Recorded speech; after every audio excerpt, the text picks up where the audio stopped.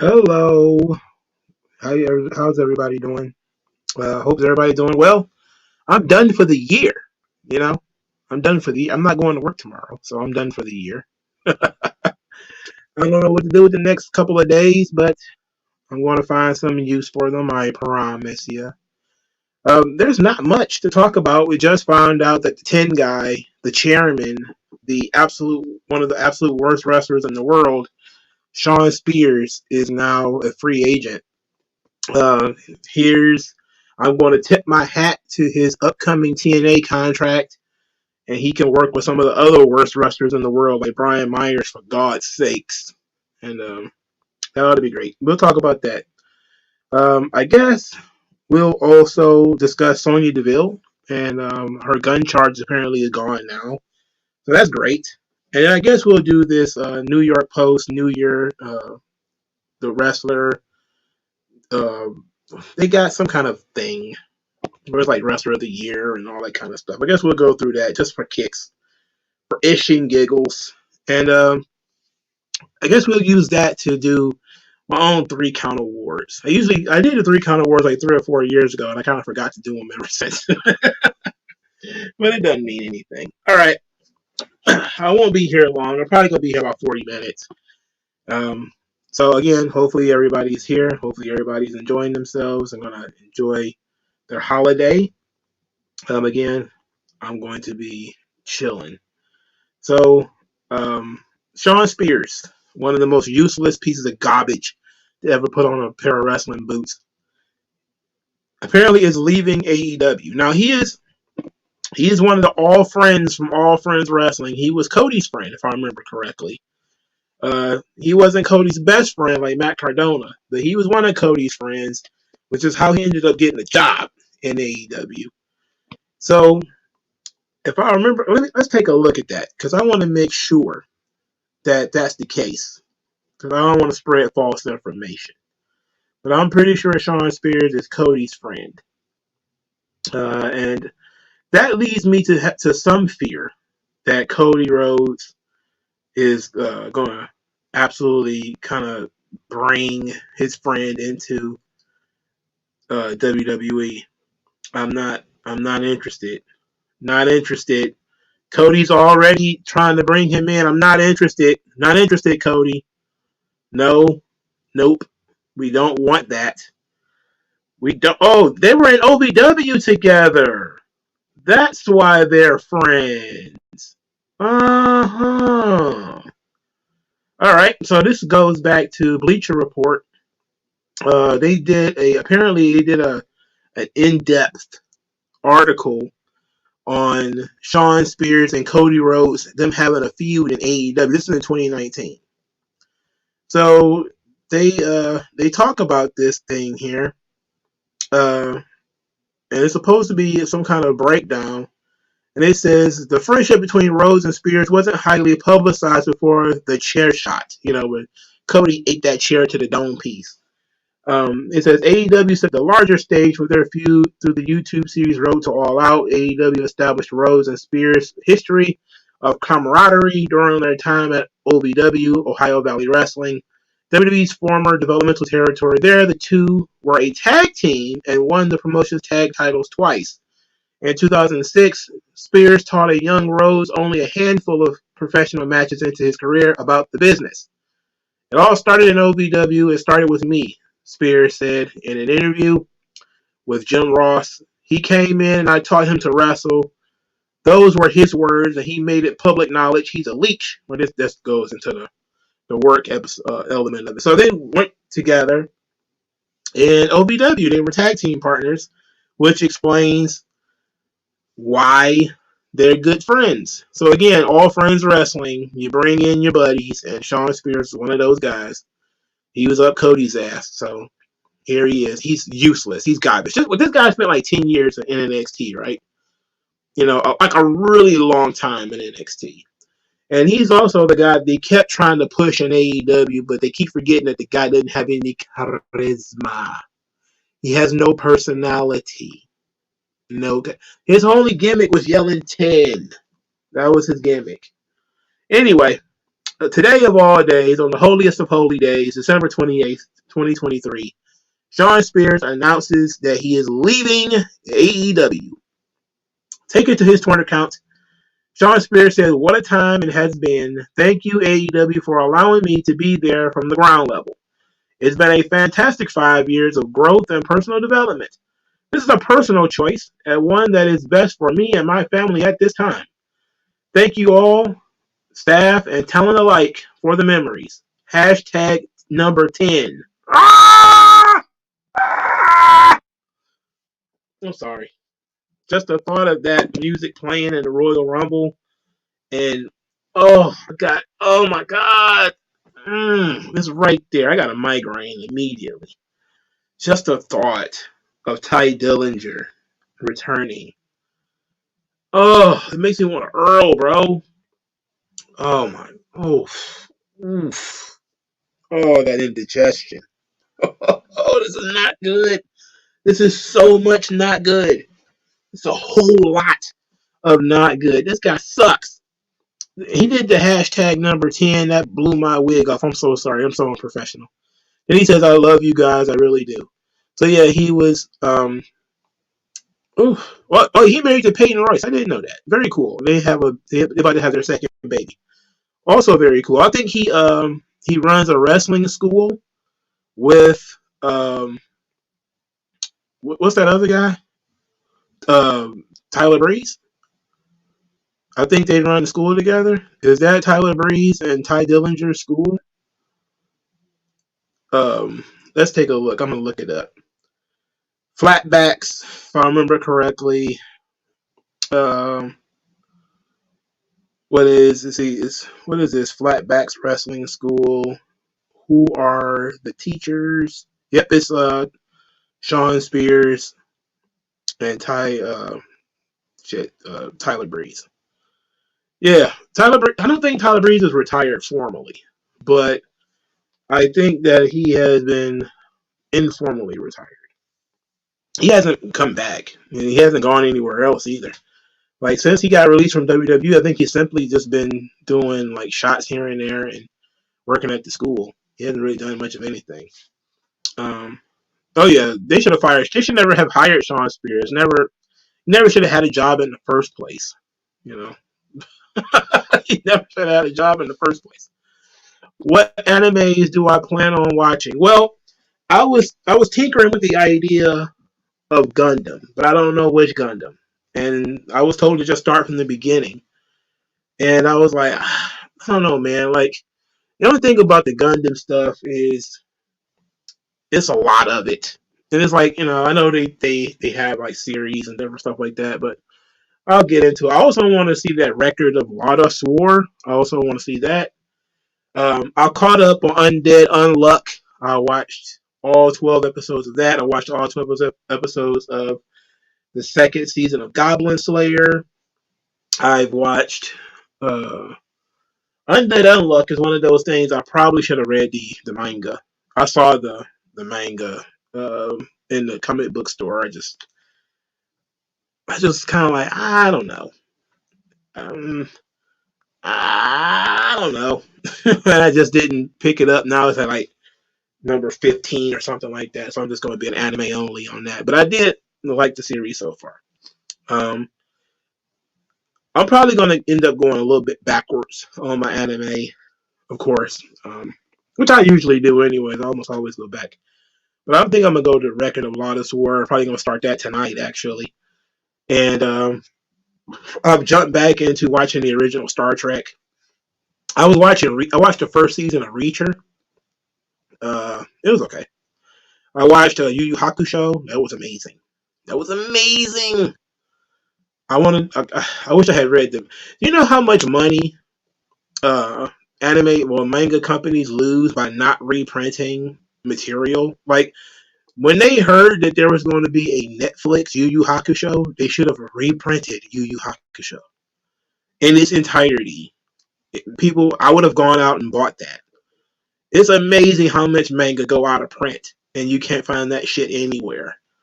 And that's so unlike American comic books, where you have constant printings of of things. Well, it's usually just the characters stay in print, not necessarily a story, but um, the characters stay in print.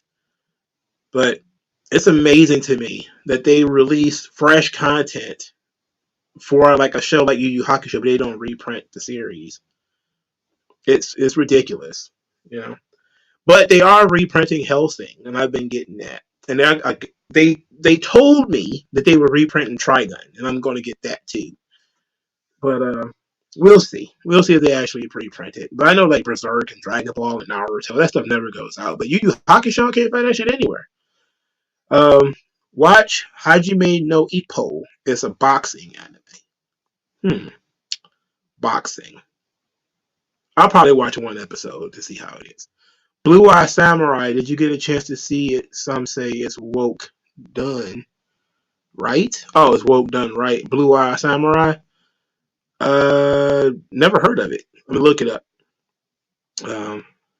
Hajime no Ippo. I'll take your word for it. I'm gonna look it up. I'm gonna watch at least one episode. Like I tried to watch one episode of pretty much everything, and I give it one episode to catch me. Like Golden Kamui. I watched all 4 seasons of that. And I only because it was such a simple story, and I got dragged along for the tale. But I wouldn't say that I was like a super favorite of like Golden Kamui. But okay, so I should write down these shows because I'm going to have a little bit of time to actually look some of them up. So I don't have an ink pen. Like I usually keep an ink pen within arm's reach just for writing purposes. Well, clearly for writing purposes, but because I'm a writer, oh, here it is. I usually have like thunderstorms of ideas or something like that. So I keep an ink pen pretty much anywhere that I am, so I can write things down. But all right, so let's see. I got an ink pen now. I don't have any paper. All right, now I got it. So it's called Hajime no Ippo. Hajime no Ippo. You also mentioned Record of Lotus Record. I don't know. Somebody's trying to explain to me why they don't reprint things. I'm gonna get to that in 1 second. He might be injured, Tyler Breeze, but I don't know. He's been gone a long time. WG Phil says Japan doesn't really market off a property if it's a big 3. Naruto, One Piece, Yu Yu Hakusho ended in the mid-90s. It's mostly forgotten. I wouldn't say that because it was huge in the 2000s. I remember correctly for Toonami. Now I get it that at the time the books might have still been available, but it's 20 years. They still produce Hunter x Hunter. Hunter x Hunter sucks. I know there's a lot of people who are like, "Oh my God, Hunter x Hunter is one of the greatest anime of all time." No, I'm sorry, I hate to break it to you. Hunter x Hunter fucking sucks, and it's the same author as Yu Yu Hakusho, and they don't reprint it.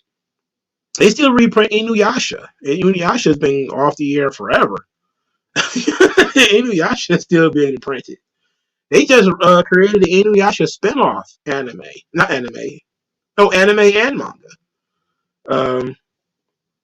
So you love Saint Seiya. I liked it. I liked the first season when they did the Greek stuff. That was fun. I didn't like how the Bronze Knights were just kicking the ass of the Gold Knights and stuff like that. That sucked. Well, the Silver Knights, they were just whooping their ass. I'm like, what the hell? That kind of took me out of it. And but they dragged me to the finish. They got me to the point when they went to like the Norse gods. I think they were about to start doing, and I just kind of lost interest. It kind of went along for a long, long time. Saint Seiya, Sailor Moon for boys, kind of. It's kind of that. I can see why you would say that. But they wear like magic armor and it's all that kind of stuff. Dude, the Pistons win. The Pistons are never going to win another game ever. Everybody's going to be far too motivated to not be the people who lose to them. Pistons are going to lose to everybody. So did I get a chance to see the Little Brother documentary? No, I actually heard about that, and I'm going to end up watching it. Uh, I'm surprised that the issue was never the two of them. I think the issue was Ninth Wonder, but I'm interested in seeing what they have to say. I also heard it. I heard it new songs though. New songs are okay, not as great as the stuff in the past, but a lot of the stuff in the past was like the Ninth Wonder really pulling stuff out of them, pulling magic out of them. Pulling it. Fonte is really good, even as a solo act. He's tremendous. Yeah, Saint Seiya has all the transformations and all this kind of stuff. But what I liked about it is that it was especially bloody. It was especially bloody. It was very bloody. I really liked Saint Seiya, the Knights of the Zodiac. Again, I don't know how long the first part of it is. Uh, when they fight that god dude that with the mask, and then they start fighting the brainwashed Norse guys, and I was like, I'm gonna give it a pass, dog. I don't know. It's like I feel like sometimes it's a natural cutoff, and I just jump off things. It just don't seem to have any real reason to. Like I watched Sailor Moon up to the point of when the little girl shows up, then I didn't watch it anymore.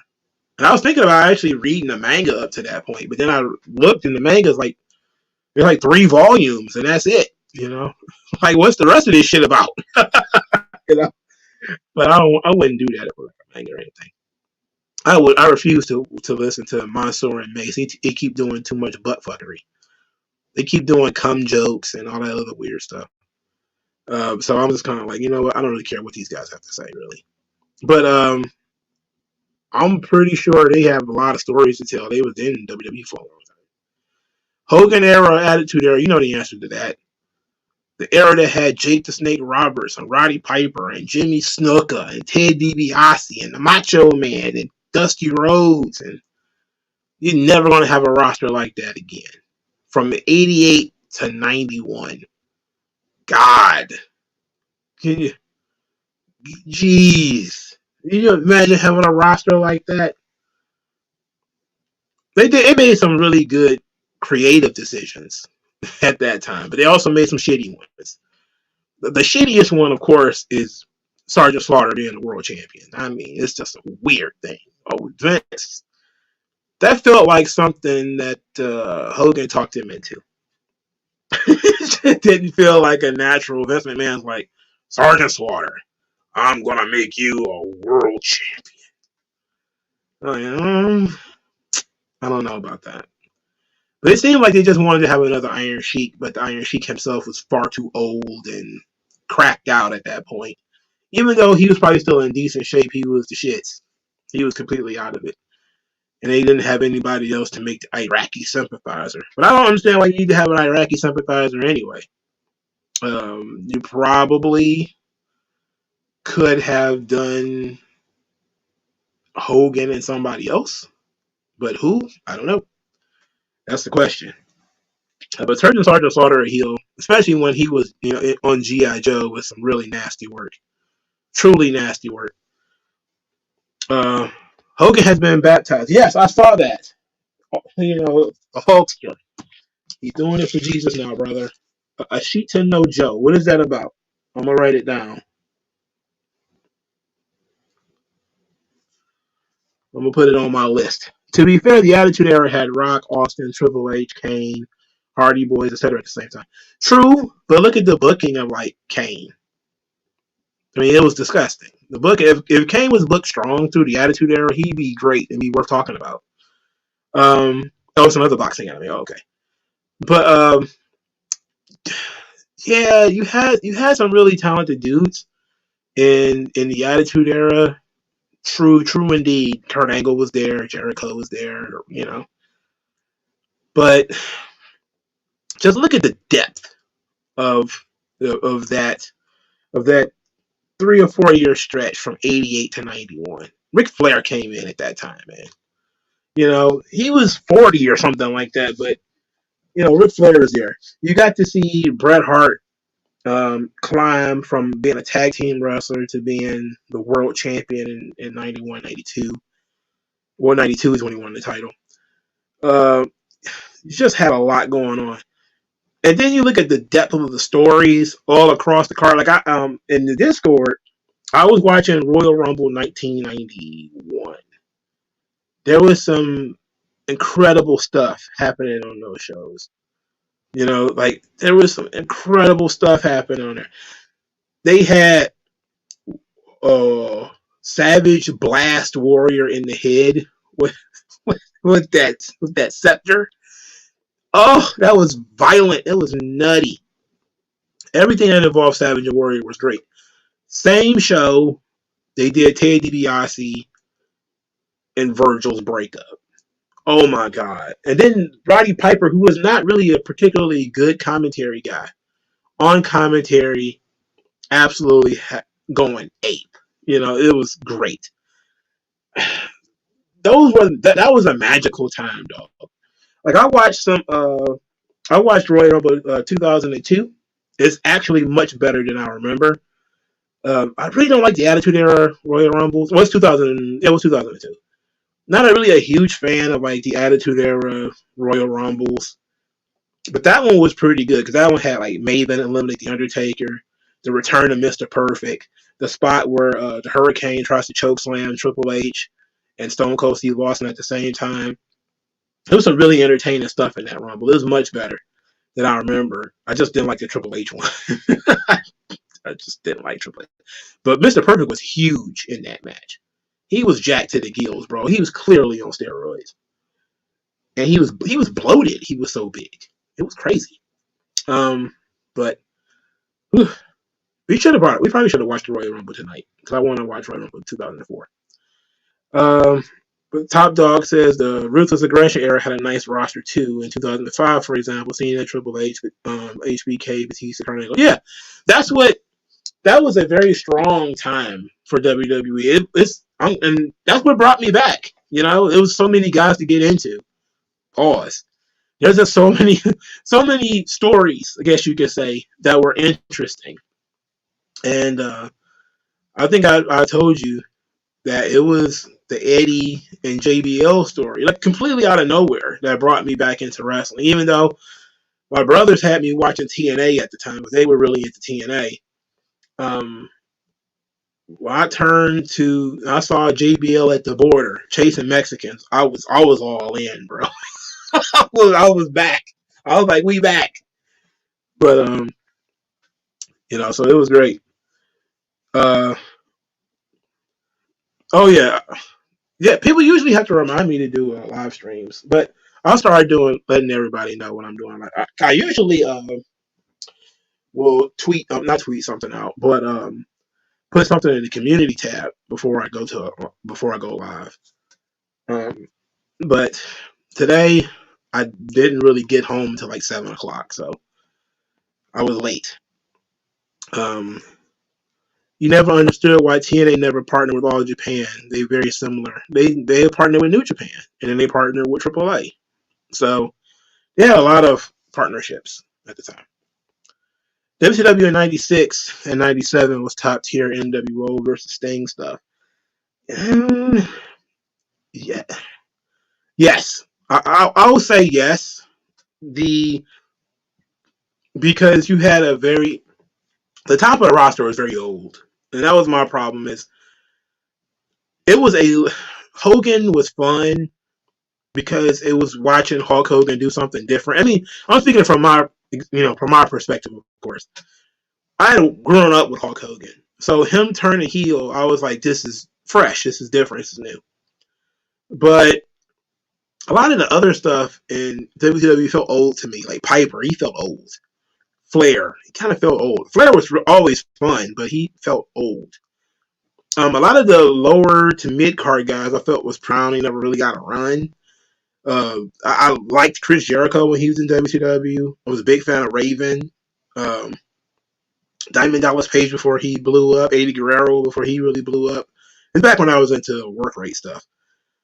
But the NWO angle, for me, I just got kind of tired of the disqualifications, the mass run-ins. It just felt like it was the same shit.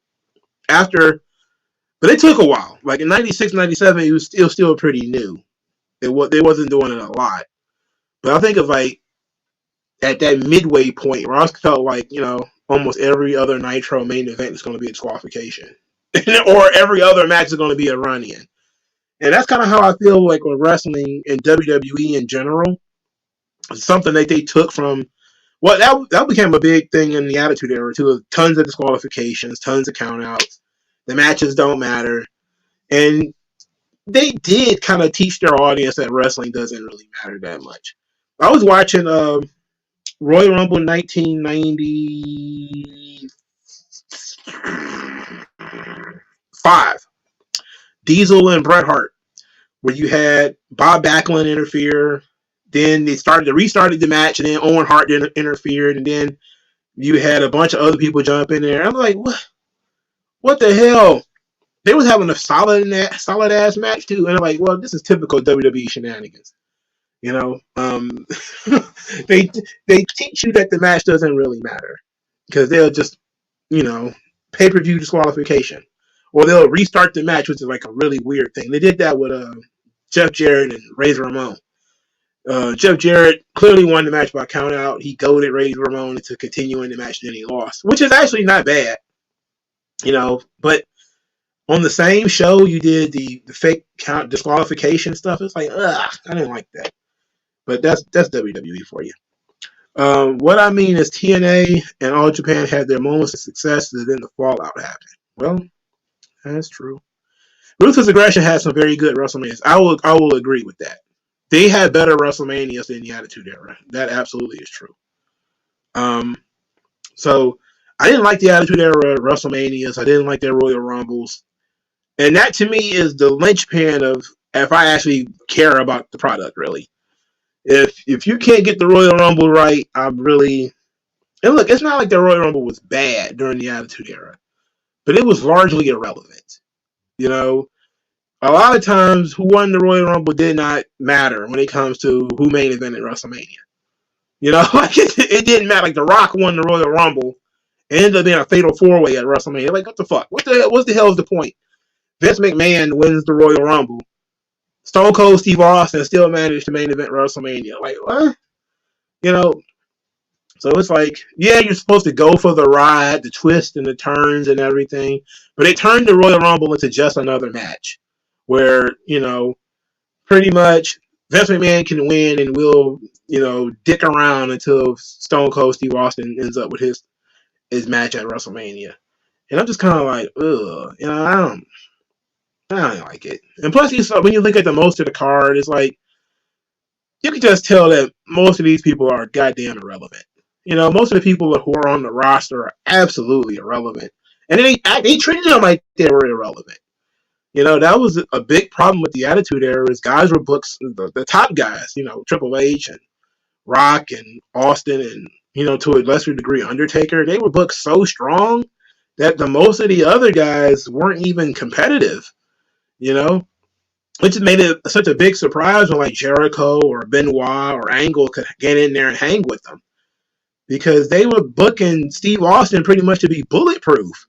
I mean, he would come in there, punch, stunner, throw you over the top rope, punch, stunner on pretty much everybody, stomp you in the corner, hit you with a chair. You don't retaliate. You don't touch him at all. He just beats the shit out of everybody. Like, what was that? Was that Rumble 99 where he jumped everybody from behind? And I'm like, this is ridiculous, bro. This is nonsense, cuz. Oh, no, it wasn't 99. Was it 2000? Not 2000. He wasn't in that one. Was it 2001? I know it wasn't 98. It might have been 98. But I was just kind of like, man, whatever. But to me, the Attitude Era, I didn't like the Rumbles. I don't like the Manias. And that shit is what made me quit watching wrestling. It's sad to say because I know that's everybody's favorite stuff. But for me, I like the magical elements of WWE, the theatrical stuff. And the Attitude Era, it has some fun stuff. They're doing it on Raw and SmackDown. They still have some fun stuff there. But it didn't feel different when it comes, like WrestleMania and Royal Rumble didn't feel different from a regular episode of Monday Night Raw. right? It was shot the same way, booked the same way, tons of run-ins, matches don't matter. It's just bigger stars wrestling each other. That's just kind of how it felt. But the WrestleManias were terrible, except for WrestleMania 17 and 18. Those were good. The 16, one of the shittiest Royal Rumbles of all time. I mean, not the Rumbles, but the WrestleMania. Shittiest WrestleMania of all time is WrestleMania 16. It's up there with WrestleMania 9. And that's why I say, like, oh boy, you could tell when things hit the wall because the Royal Rumble sucks. WrestleMania sucks. And 93 was one of those years where the Rumble wasn't that great. WrestleMania wasn't great. 94, Rumble, WrestleMania, 95, Rumble, not good. WrestleMania, not good. 96, Rumble was great. 96, WrestleMania was great. So, but 97, of course, things picked up again.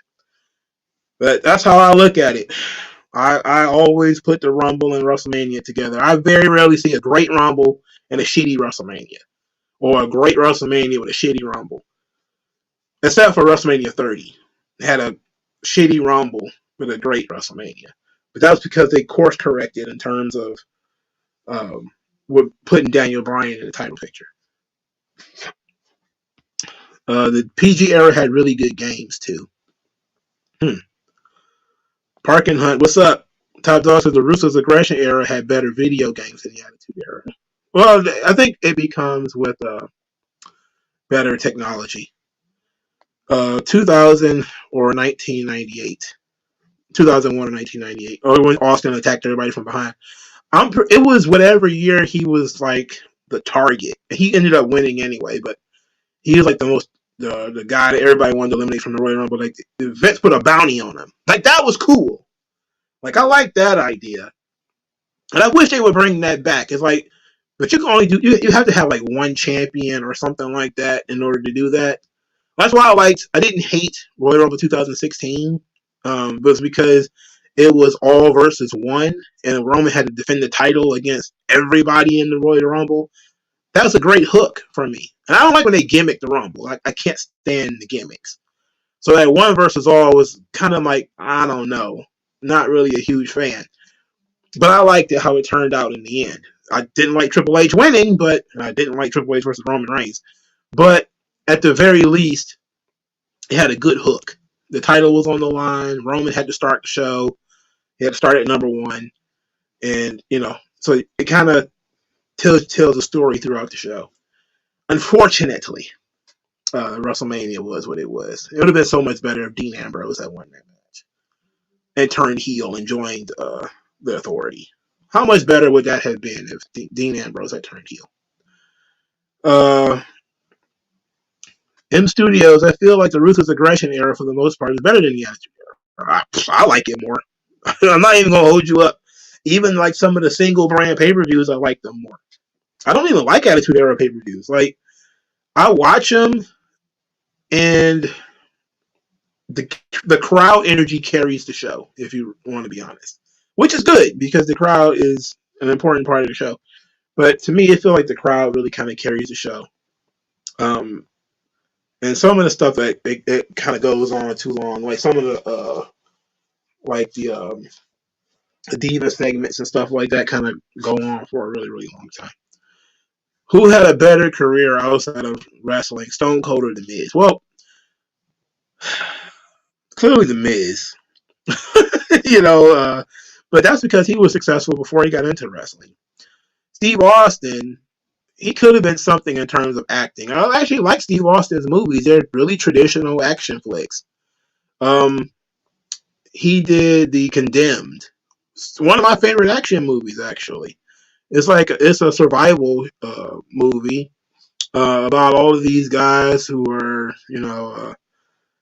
condemned to die, but they're going to get sent to this island where they have to kill each other, and it's going to be televised. It's a lot like what Death Race turned into. And, I like Death Race, too. That was fun.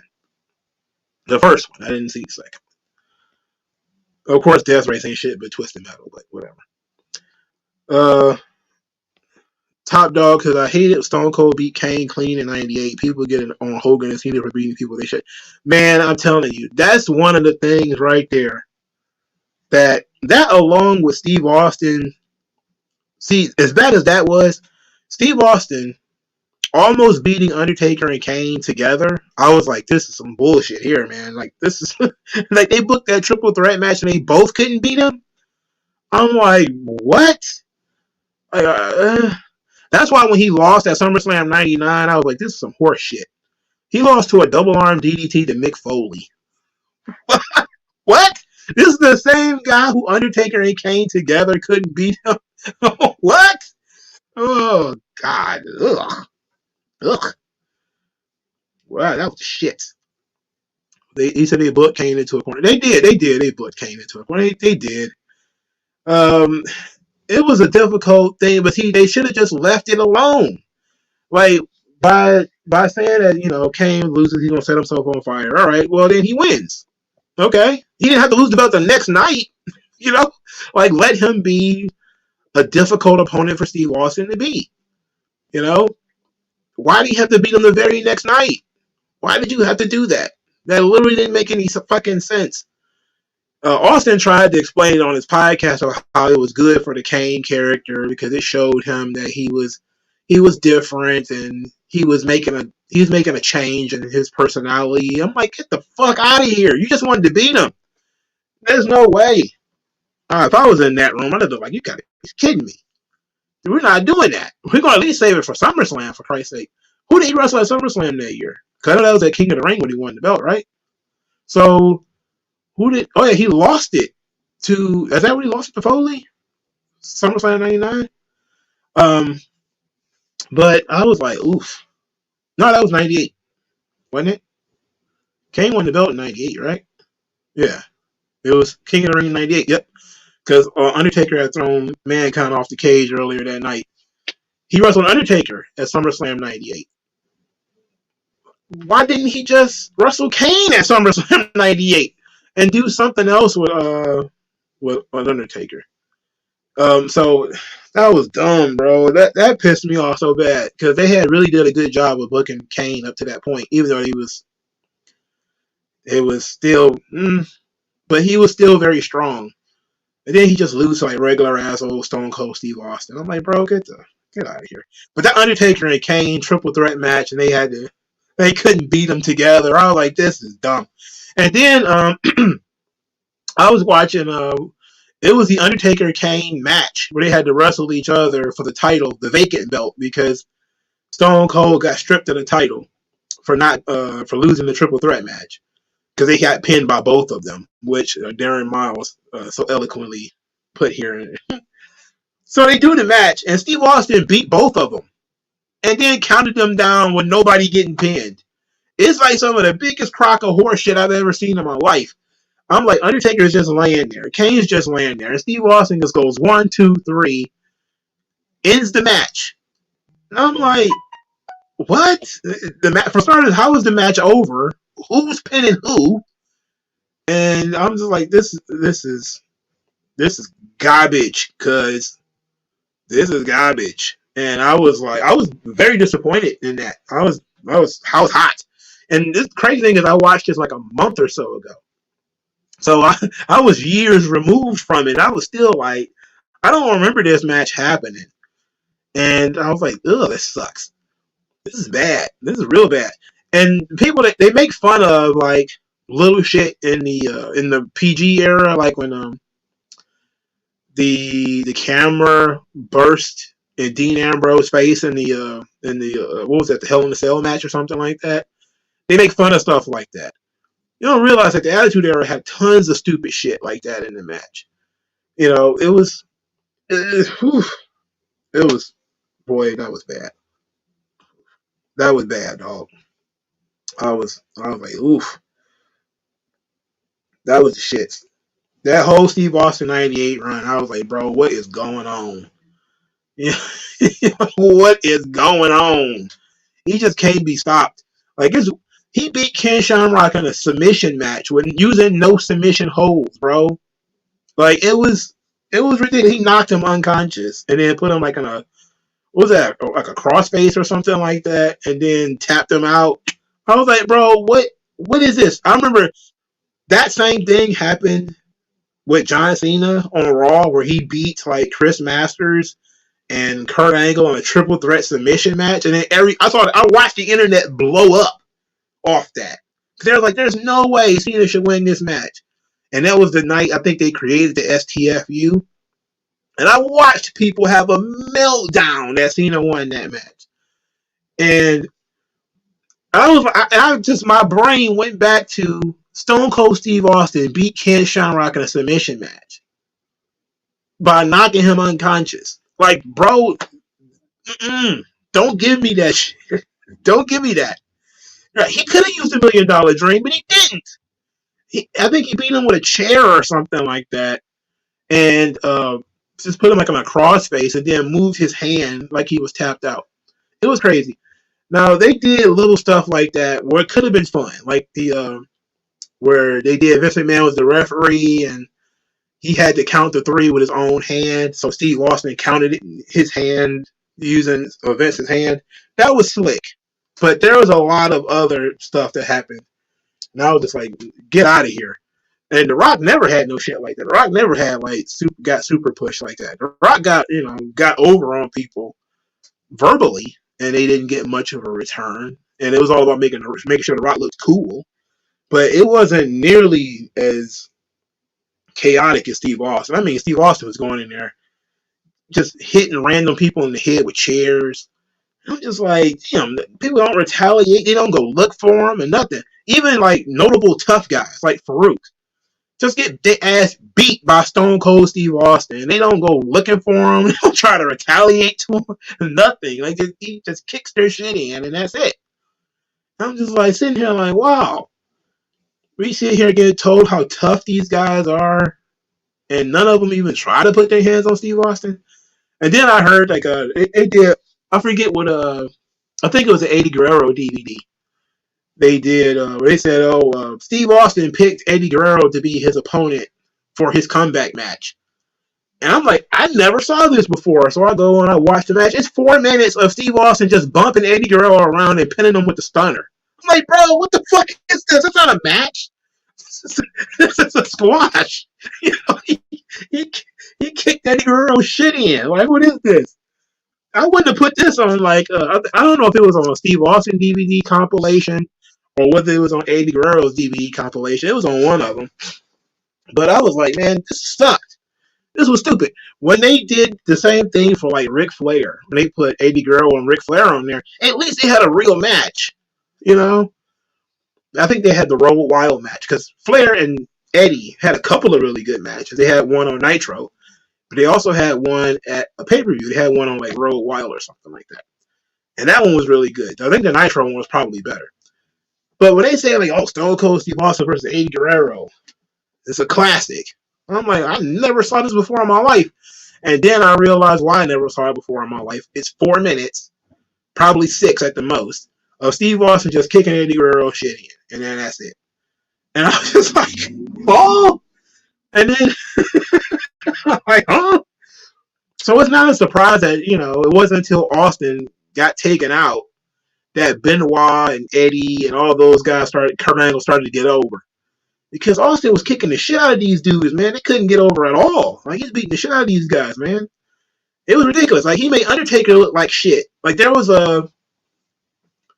not just SummerSlam 98, but then the whole Lord of Darkness thing. That's why I hated the Lord of Darkness. For starters, Undertaker was fat. Second, he was wrestling bulletproof Stone Cold Steve Austin. He couldn't beat that motherfucker for nothing in the world, man. I'm just like, what's this? I think he might have won the dead or the buried alive match. I think he probably had a significant amount of help in doing so. But it was Hogan-esque what they were doing with Austin, man. And I was just like, I can't stand it. I was pissed. I didn't like that shit, man. I did not like it. I didn't like it when they were doing it with Cena either. So, I mean, but people are not fair. They shit all over John Cena for some of the same stuff that Steve Austin was getting away with. And a lesser degree to Rock, too. Much lesser degree. QTCB, do you think they should bring back the Cruiserweight title? No. They tried that already. They just got rid of it. They just got rid of it like 2 years ago. They just had a cruiserweight belt and they got rid of it. As a matter of fact, Carmelo Hayes was the last cruiserweight champion. Taker lost the last, he lost that one? Oh, okay. Well, I knew something had happened. I know he beat him for the belt. Oh, it was the first blood match he beat him for the belt. I don't think he made Austin bleed either. I think somebody else did. But I was like, no, I don't like this. I remember Undertaker winning the title, but I didn't remember what match it was. So it must have been like a first blood match. I know he didn't pin Stone Cold Steve Austin. But Undertaker was not having good matches at the time either, so I was not thrilled about the Attitude Era. And especially after 98, I really wasn't having fun with it. I like Jericho and all those guys, but that top of the card, get out of here. Especially when they started trying to move Triple H up. I was really not a fan. I like Triple H now, but then I didn't. He was Shawn Michaels' little buddy. I didn't like that. Damn, Austin was over push back then. Then they tried to recast with Kevin Owens.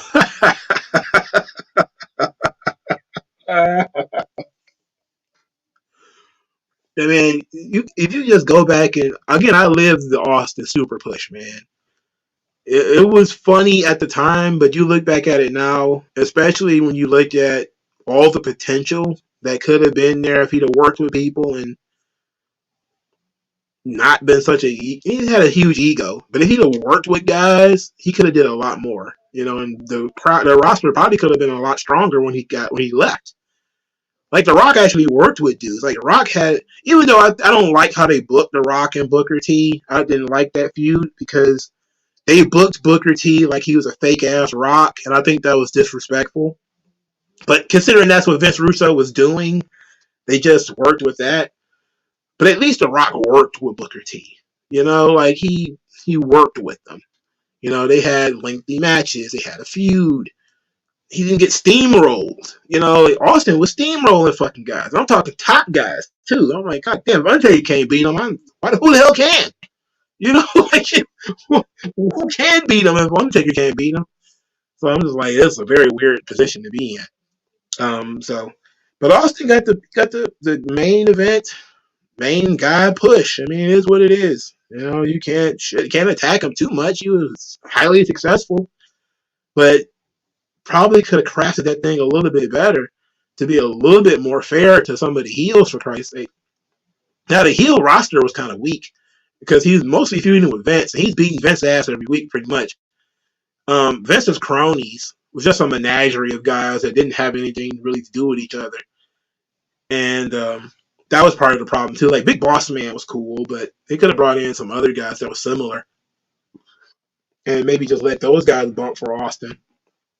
But, guys like Ken Shamrock, they were just treating them like nothing. Just steamrolling them. It was ridiculous, bro. I think Shamrock had a chance because Brett wanted to drop the belt to him. So he had a chance. If Brett would have had his way, Shamrock would have been champion in November of 97 because he would have dropped the belt to him. He wasn't going to drop the belt to Shawn. He was willing to drop it to Ken because him and Ken were friends, and Ken Shamrock had trained in the dungeon. Vince had sent him to the dungeon to train, so he knew Ken Shamrock, and I think Brett knew probably a little bit about MMA too.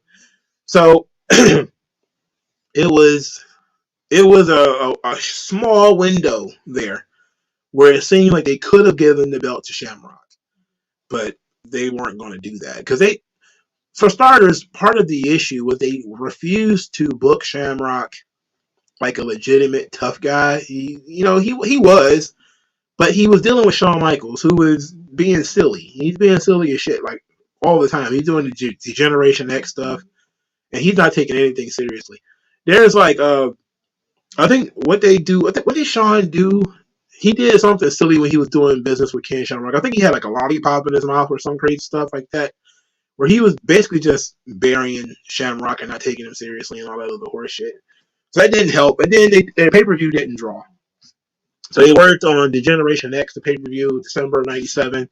It didn't draw, and the match ended in with Owen Hart interfering. It never got a rematch, so it was never going to work out. Attitude Era basically had the same 4 people in the main event for 3 years straight. Absolutely, and that burnt me out, dog. It was some variation of Austin and Rock Triple H, Austin Triple H, or Austin and I say Austin and Triple H already, or the occasional Undertaker head poking in on that whole situation, and occasionally Foley would poke his head in there, but it was mostly the same 3 or 4 guys, and it was ridiculous, man.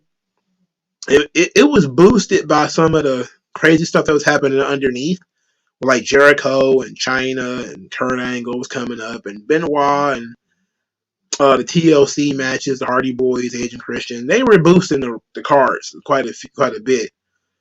But for the most part, the Attitude Era was like too long, hardcore horse shit with Al Snow and Bob Holly, the occasional Gangrel thing, and it's kind of like, ugh.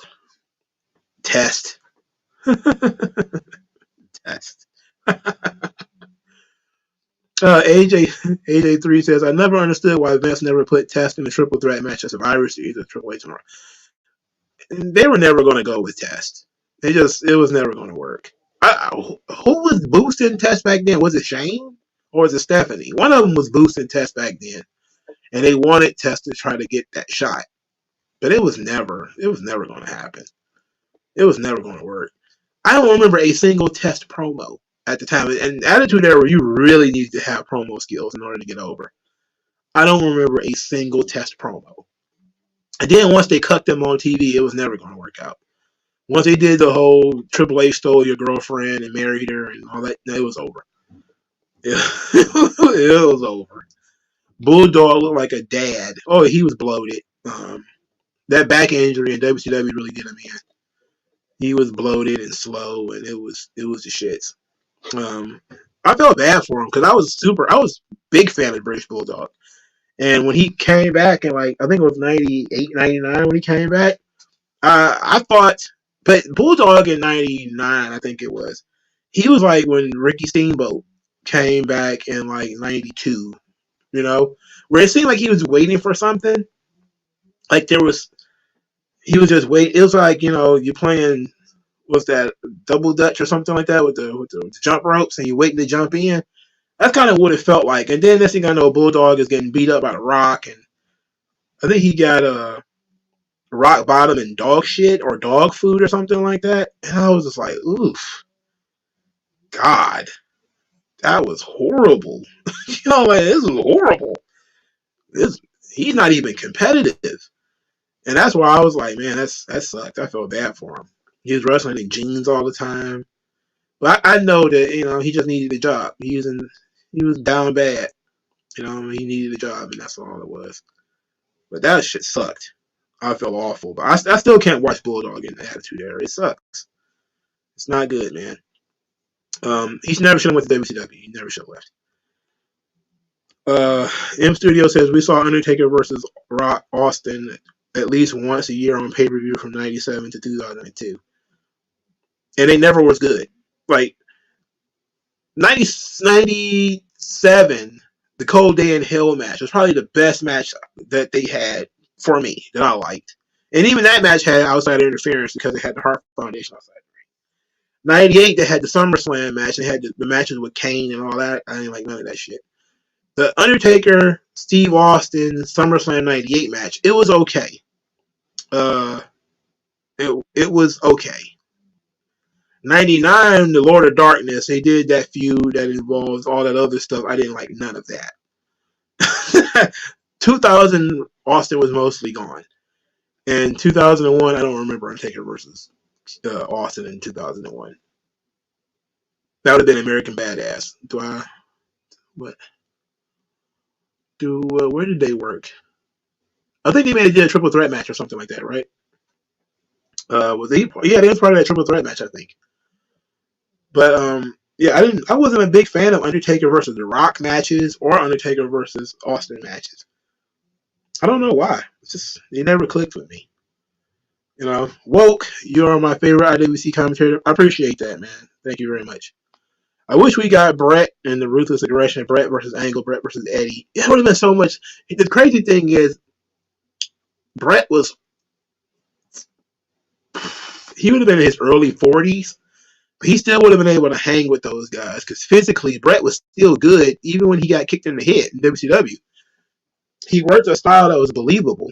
He certainly could have did some amazing shit with like Ray. Oh my God. He could have made Ray overnight. God damn. That'd have been easy. Him and Eddie, they'd have made money. It's just so much that we missed out on because, you know, he got injured. Never should have went to WCW. He never should have went to WCW.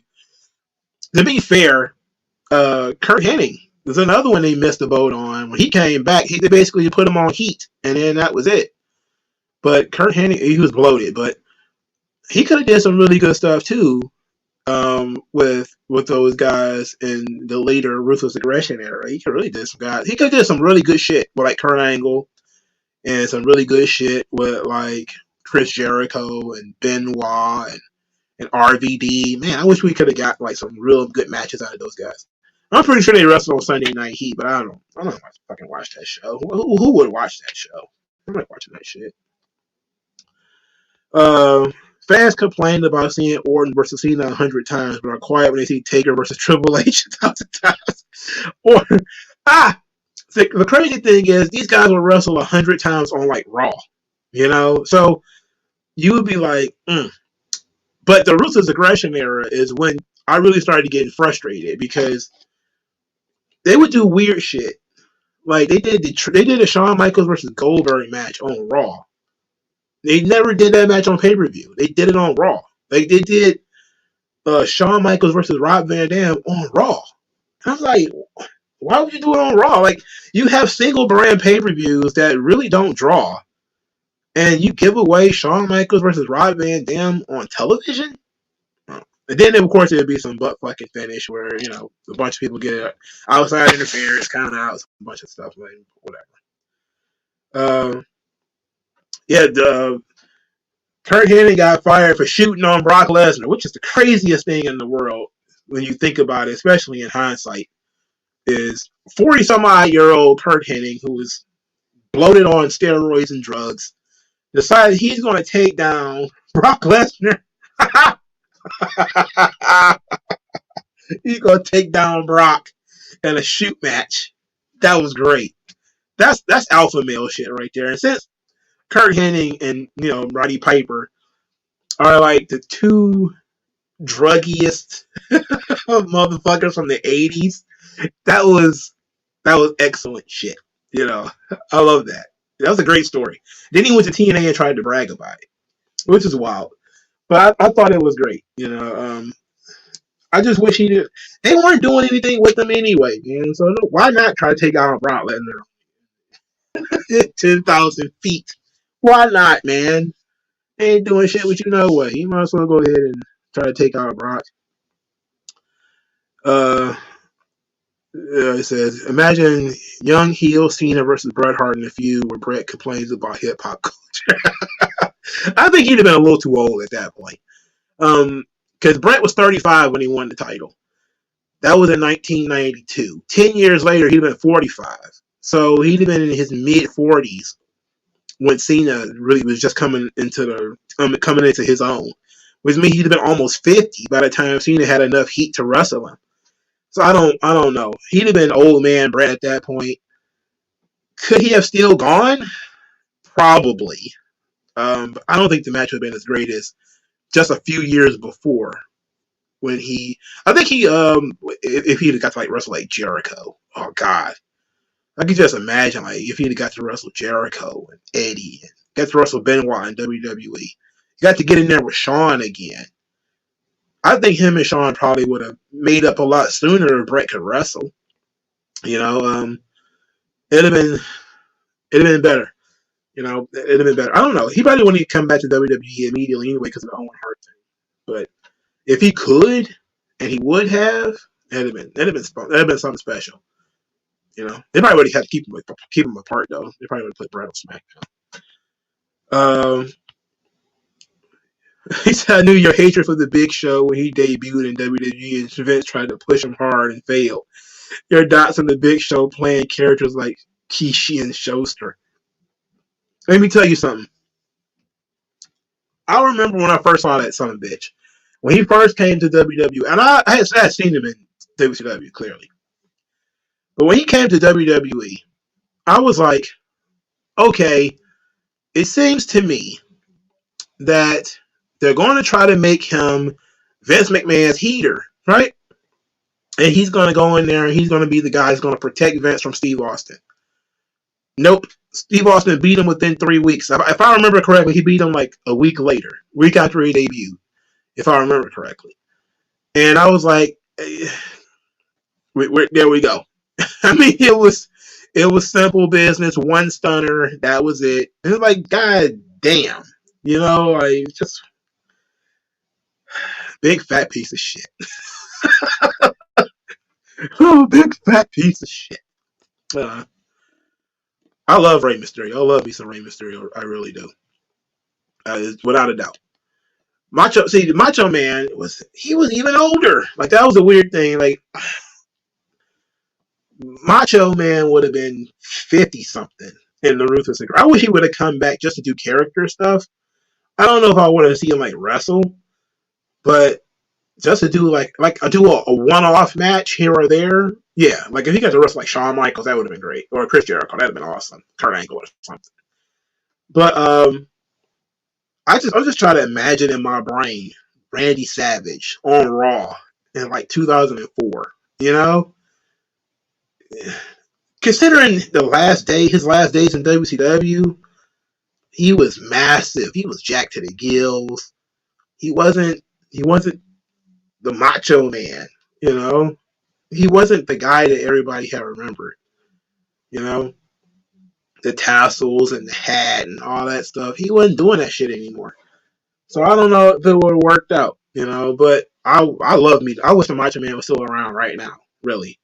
Like legit. Like just to do nothing but be on TV, go, oh yeah. I would love him just to be there. Does Edge going to AEW prove that Edge is a B plus player?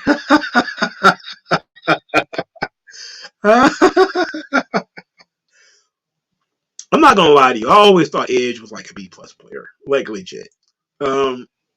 He was a Vince guy.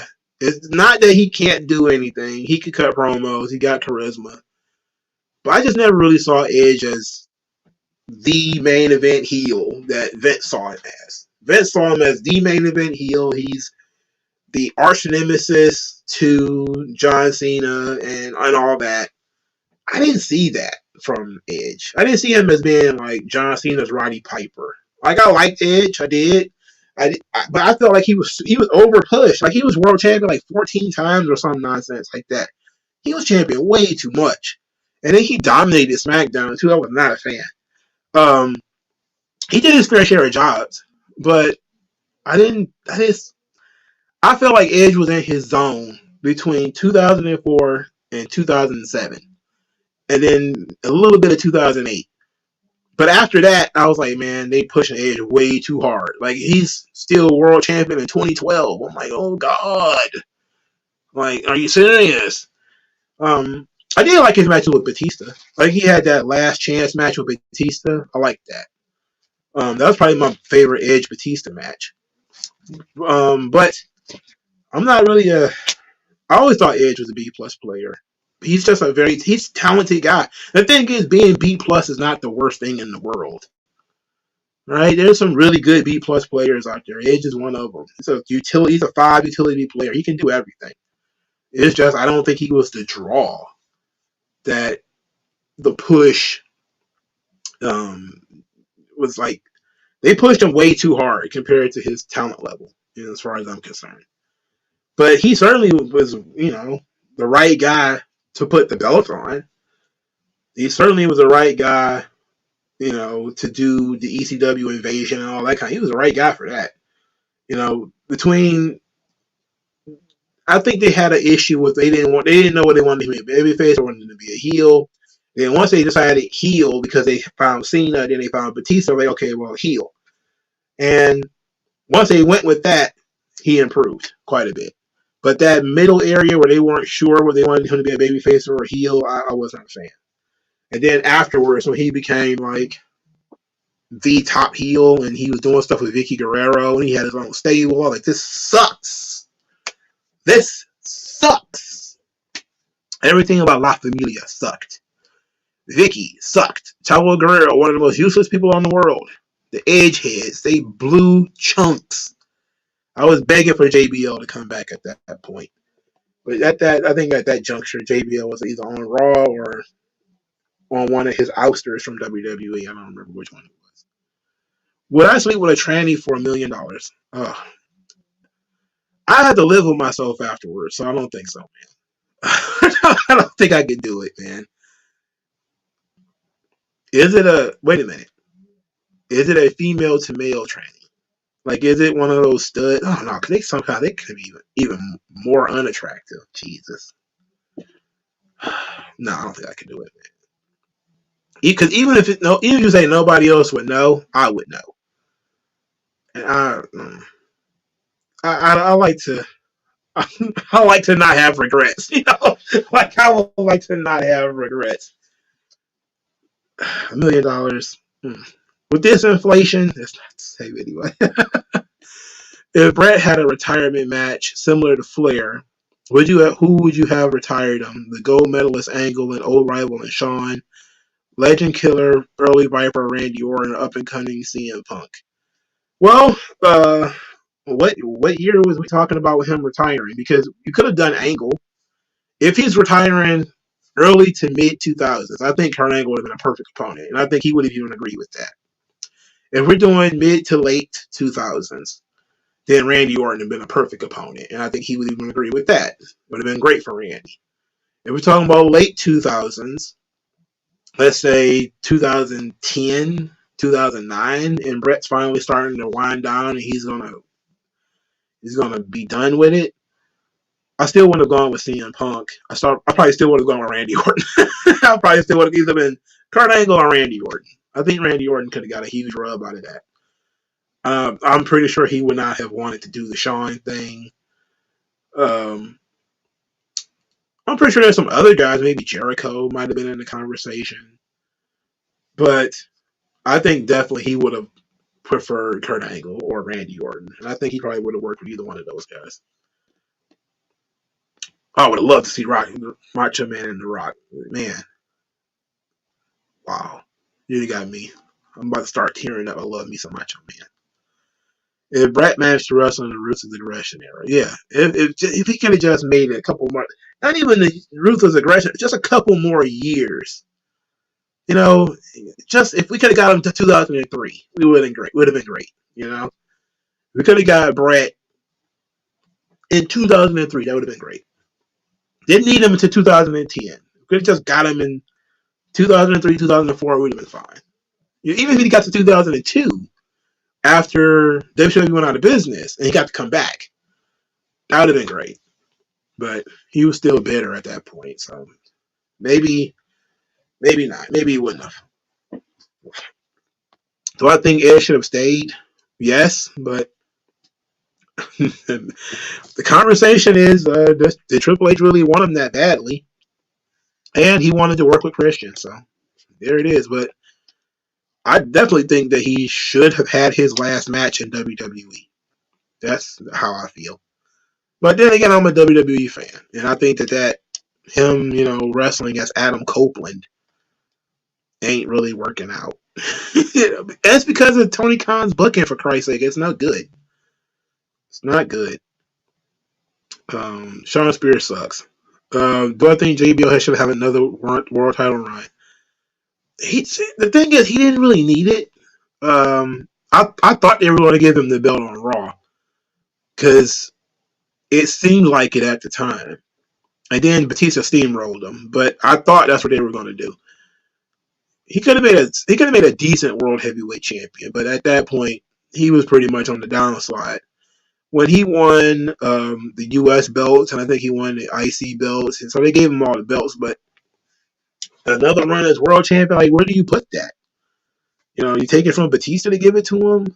I don't know. When he went to Raw, he was pretty much dead in the water on Raw. So I don't know. Matt Cardona might be coming back to the Royal Rumble. I think. I wouldn't be surprised if Cody calls his friends like Nightmare Family Assemble! And here comes Shawn Spears and Matt Cardona and QT Marshall and all these motherfuckers to help him fight the Bloodline. The Nightmare Family versus the Bloodline. That's cringe, cuz. I'm not even gonna lie to you. That's cringe. I hate that. Why did I say that out loud? I hate that. Who was the main event guy that you thought was just a mid-carder and vice versa? Oh, whoa. Oof. Whoa. Whoa. I could cheat right now. I'm going to cheat. I'm gonna cop out. Eric Young. Eric Young sucks. Chris Sabin. Chris Sabin is a great X Division champion. They tried to make him the world champion. And everybody laughed at him. This Austin Aries. All right, Austin Aries. For God's sakes. Look, I'm not saying that any of these guys are bad. Maybe you put them over. Eric Young being the world champion in any capacity is a fucking mistake. That's a mistake. But I see why you would want to push Chris Sabin. I see why you would want to put the belt on Austin Aries. I see why you would want to do that. But for the long term, probably not. And then in the way that they did it, probably not. But that's me copping out. I'm copping out because I'm choosing TNA. Because I could also say Hangman Page. Hangman Page is a guy I don't even think would have a job if the Young Bucks weren't his friends. And I'm not saying that's because he's terrible. I just think that he's a fucking mid-card guy. There's nothing special about him, you know? And if he were not friends with the Young Bucks, I don't think he would be a top guy anywhere. You know, he'd be a mid-card guy in fucking Japan or something like that. So, to me, I don't like him. In terms of WWE, it's hard because there's guys, like I just talked about Edge, where I was like, maybe they overpushed him. I think Sheamus is another one. I think Sheamus is better now than when he was in the past. I certainly don't think Big Show was a main event act. He's just an attraction. Of course, Great Khali is not a main event guy. He's just an attraction. You know, there's probably a couple other ones I could think of. But for me, the main event, mid-carder that should have been main event, is hard because you have to change the creative element a little bit, you know, because there are certain elements of the creative that would keep you from being a main event guy, like Val Venus, for instance, never moved up the card, and you like why not? He could talk, he's got charisma. Why can't he be a main event guy? Well, because you made him a fucking porn star. That's why. So he can't be the main event guy because he's a fucking porn star. So you would have to get rid of the porn star element of the character. But it's built into it because his name is Val Venus. You know, so we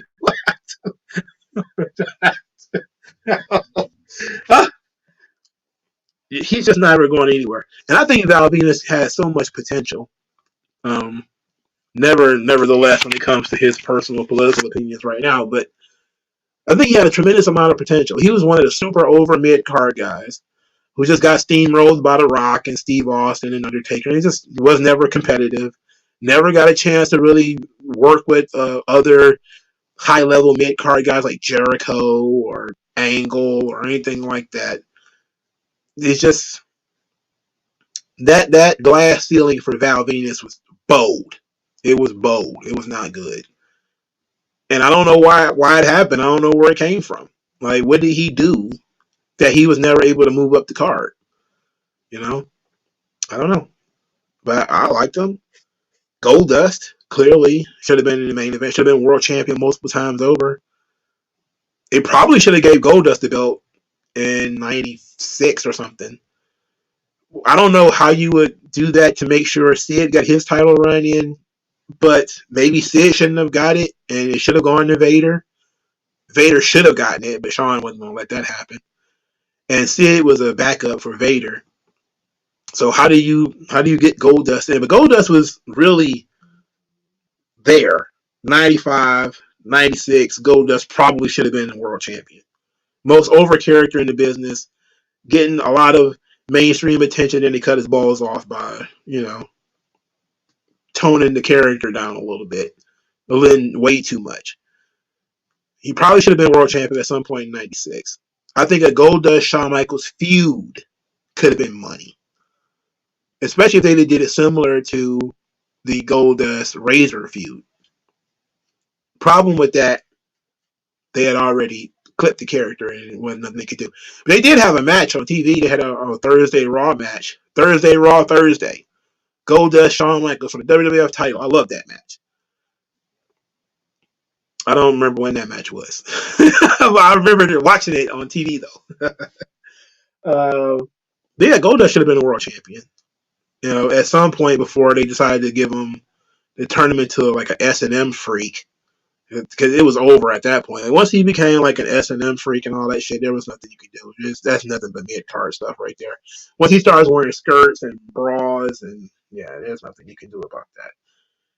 But if I'm trying to sit here and trying to think of it, because the Intercontinental Championship was still pretty high on the roster in 95 or 96 when he won it. Shawn had to have his run. But then you had Mankind there. It probably could have been Goldust there, but whatever. They weren't going to win, so it didn't matter. Vader was inked to be the champion, and then Shawn nixed that. So they gave it to Sid. Now, maybe when Bret won the title, it could have been somebody else.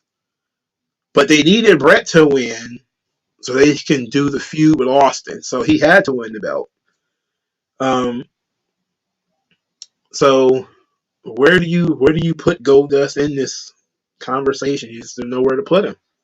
So I mean, sometimes when you do that, you come to the understanding of why guys never became champion.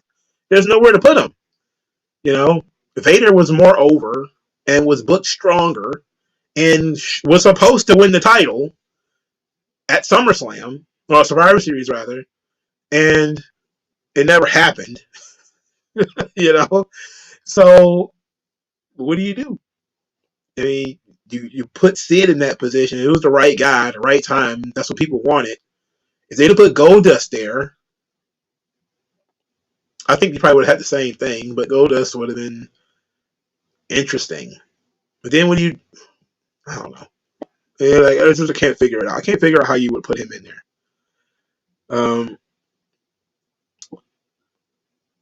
Wish Bret had come back during the Attitude Era. He could have revisited his feud with Stone Cold and gave it some closure. That was the one thing about that I didn't like.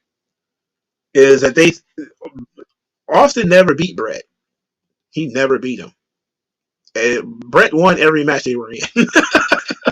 So Bret owed him at least two W's, and Austin never got him. So maybe that would have been a nice little final opponent if he'd have wrestled until 2003. Bret Austin one more time. That'd have been great, because Bret did owe him a pin. Besides Roman, who is your dream matches for The Rock? I don't have any dream matches for The Rock because I don't like The Rock, not really. I mean, he's funny, he's entertaining, A+ talent. But I'm just kind of like, I just shrug on The Rock all the time. I loved his matches with Rob Van Dam. I thought they were really good. I liked his match with Booker T, except for I didn't like some of the outcomes. But The Rock, again, he actually tried to work with guys. I didn't like that match with Goldberg, though. So I can't tell you, what would have been a dream match. He wrestled a lot of the guys that I wanted to see him wrestle. Of course, he wished he could have wrestled Shawn Michaels, but I don't know if that was ever going to work. I would have loved to. Yeah, I think Shawn would probably be the only one. Maybe AJ Styles. I think they would have been able to have some fun together. That'd have been fun. AJ Styles and The Rock. AJ's so fucking small though. Ugh. He wouldn't have been yoked, AJ. What female wrestlers who are hot and sexy? Quite a few of them are hot and sexy. I mean, Nikita Lyons is crazy right now. But Sky Blue every week got the internet buzzing because of her booty. That Harley Cameron girl, she's hot as fuck. Absolutely. The only thing is, I'm kind of tired of blondes. Kind of over the blonde thing. You know, there's too many blondes in wrestling right now. But that's, I'm not really into the petite girls like, the Liv Morgans and the Alexa. But they look like children. They're too small. And Nikita Lyons is a big girl. I mean, Jesus, she's probably 5'10", and she's a big girl. Heavy too. She's probably like 180, and she's not fat. She's thick, like especially in her legs and shit. Like big body. The Rock versus Randy Orton. I think they should have done that at WrestleMania instead of. But I understand why they did the Evolution versus Rock and Sock Connection match. I get it. I get why they did that, and it made sense in story to do that. But I wish they did a Rock versus Randy Orton. I wish they did the Rock versus Randy Orton. I really do. I wish they did at least one-on-one. It'd have been great. I guess they should still. They still got the option of doing the Rock and Randy Orton. I mean, Randy Orton's not dead. The Rock's not dead. But the Rock ain't wrestling.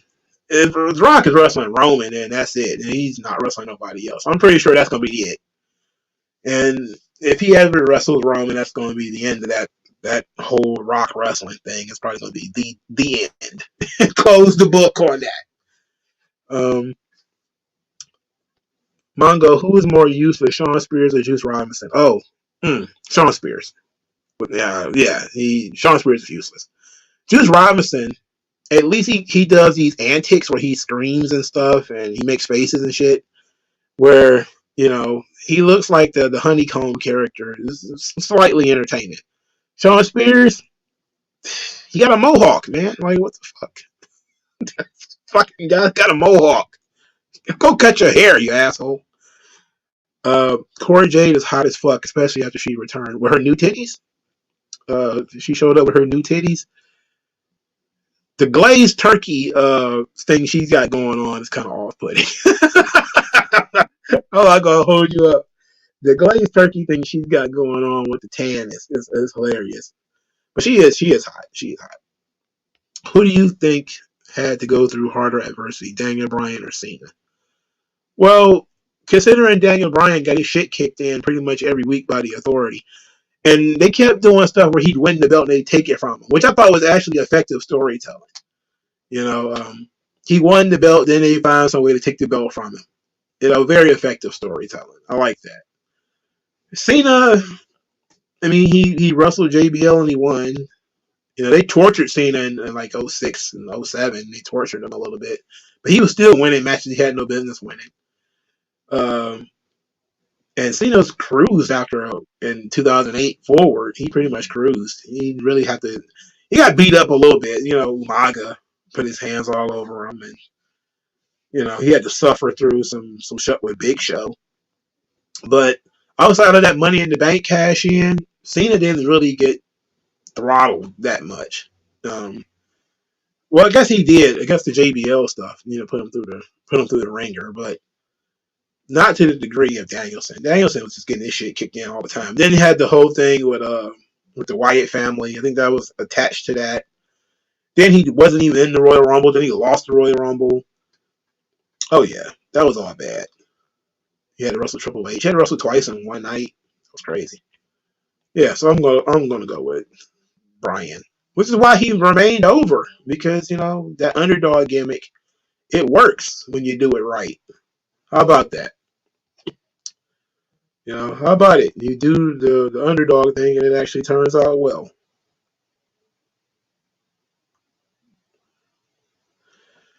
What else? Oh my god. I meant to do. We got to talking about some other shit and I forgot everything else I was supposed to do here. I was supposed to have been gone an hour ago. But since we're still here, we might as well keep going. Sonya Deville apparently, it says, this is from the Courier Post. WWE star Sonia, Sonia Deville, won't do time for Atlantic City gun crime charge. Here's why. A professional wrestler, Daria Baronato, who stars as Sonya Deville for the WWE, stars as Sonya. God damn it, they talk about she's an actress. Was arrested in February for unlawful possession of a weapon after a valet employee found a gun in her vehicle. I still want that guy to get his ass kicked for doing that. Stop snooping. The gun was lawfully purchased and registered to Baronato, which so he should have minded his own goddamn business. But Baronato lacked a permit for its possession in New Jersey. We need like a universal gun license, you know, where if it's legal in one state, it's legal in all the states. Where you can't go to jail just because you went from Michigan to Ohio with your legally purchased weapon. Like, there's no other item that you can buy in one state and then go to another state and it's illegal. That's stupid. Like, you do, like, now there's unavailable. Like, there's certain alcohol that they don't sell in Michigan, or you can't really get your hands on in Michigan, or it's difficult to get it. But it's not illegal to have it, you know. Weed and guns are like the only two things. Well, cocaine is illegal all over the place, but like weed, you can't. Some states, you know, you go to a certain state with weed, you get busted with it, you go to jail. That's stupid.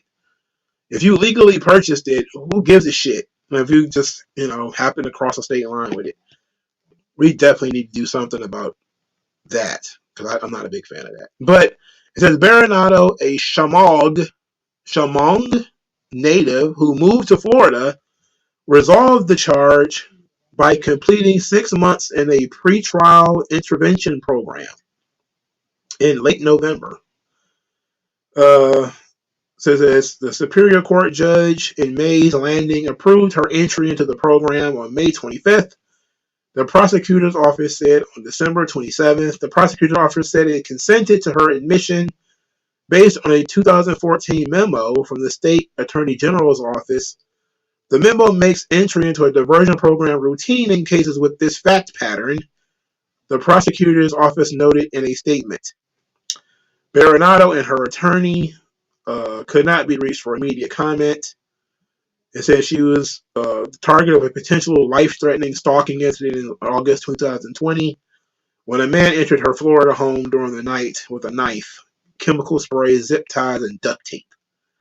Yeah, that's why she got a gun.